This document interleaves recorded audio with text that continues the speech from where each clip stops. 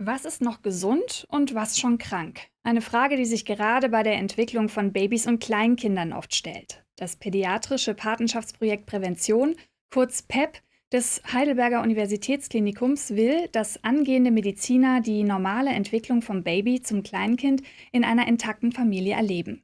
Dabei werden sie von niedergelassenen Kinderärzten der Region unterstützt. Gerade feiert das Patenschaftsprojekt 10. Geburtstag. Samuel David Bayro ist ein munterer Kerl. Katrin Kläger sieht der anderthalbjährige vor allem als Spielkameradin. Doch die 20-jährige Medizinstudentin, die Samuel und seine Familie von Geburt an begleitet, lernt so für eine Zukunft als Kinderärztin. Einfach wahrnehmen zu können, wie sie gesund groß werden, sich weiterentwickeln, die Fortschritte zu sehen und nicht immer nur das Krankheitsbild der Uni, was wir lernen, im Kopf zu haben, sondern einfach auch mal zu wissen, was ist normal und ja, wie entwickelt sich ein Kind, wenn es gesund ist. Sie macht es toll.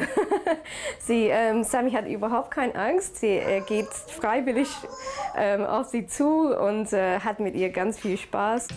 Angstfrei sollen auch die Termine beim Kinderarzt ablaufen. Die Praxis von Dr. Eva Fritsching ist auch akademische Lehrpraxis der Uni Heidelberg. 7 sogenannte U-Untersuchungen stehen bis zum 2. Lebensjahr an. Sie sollen die Entwicklung der Kleinen begleiten und Auffälligkeiten oder gar Krankheiten frühzeitig erkennen. Zu diesen Terminen begleiten Medizinstudenten aus dem PEP-Projekt wie Katrin Kläger ihre Kinder und Familien. Es ist ganz wichtig, dass die Studierenden möglichst früh Patientenkontakt bekommen, weil sonst können die Studierenden auch nicht wissen, ob ihnen der Beruf letztlich liegt. Bei mir war es eben so, dass wir wirklich erst spät auch Patienten gesehen haben und das fand ich sehr schade, dass man am Anfang nur wirklich theoretische Fächer abhandelt und dann eben auch einen verschobenen Blick von der Medizin bekommt, nämlich auf die pathologischen, auf die nicht normalen Dinge und aber nicht auf die normale Entwicklung, die in der Pädiatrie doch weit überwiegend viel wichtiger ist. Die gesunde Entwicklung, die Prävention, der Alltag in der Familie, das kam im Studium bisher zu kurz. PEP setzt schon im 2. Semester an. Ich unterrichte die Studierenden, die hier die Kinder begleiten, auch in der Universität und merke, dass oft sehr theoretische Fragen kommen, aber doch manchmal die Praxis fehlt und dass das sich ganz deutlich ändert nach den 2 Jahren dieses Curriculums, dass die Studierenden dann viel offener sind, viel mehr auch Erfahrung haben. Was kann ein Kind mit 3 Monaten, mit 4 Monaten? Sie sind keine Mediziner, sie sind nicht die Ärzte, sie sind nicht für medizinischen Rat da und natürlich noch viel weniger für Therapien, also das auf gar keinen Fall, sondern da ist auch die Grenze, was wir den Familien klar machen und was die Studenten aber auch lernen müssen.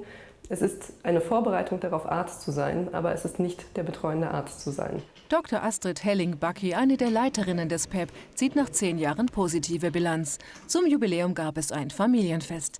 Die Nachfrage von Studierenden übersteigt das Platzangebot dabei deutlich.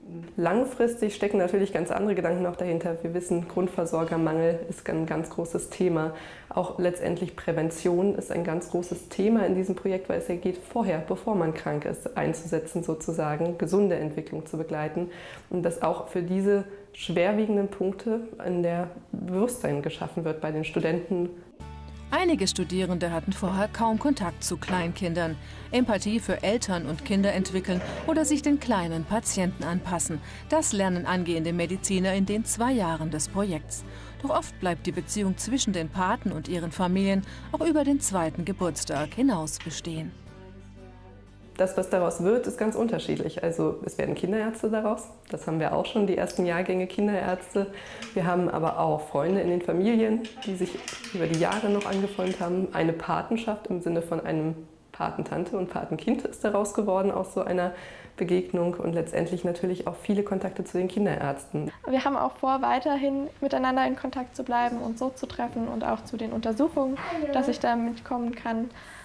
Das Problem ist bei uns auch die Zeit, dass mein Studium stressig ist, der Arbeitsalltag mit den 3 Kindern stressig ist. Aber immer mal wieder, wenn wir es hinbekommen, treffen wir uns und sei es mal nur zwischendurch für einen Spielplatz oder einen Kaffee trinken zu gehen oder so. Das ganz normale Chaos zu erleben in einer Familie mit Kleinkind und 2 9-jährigen Schwestern.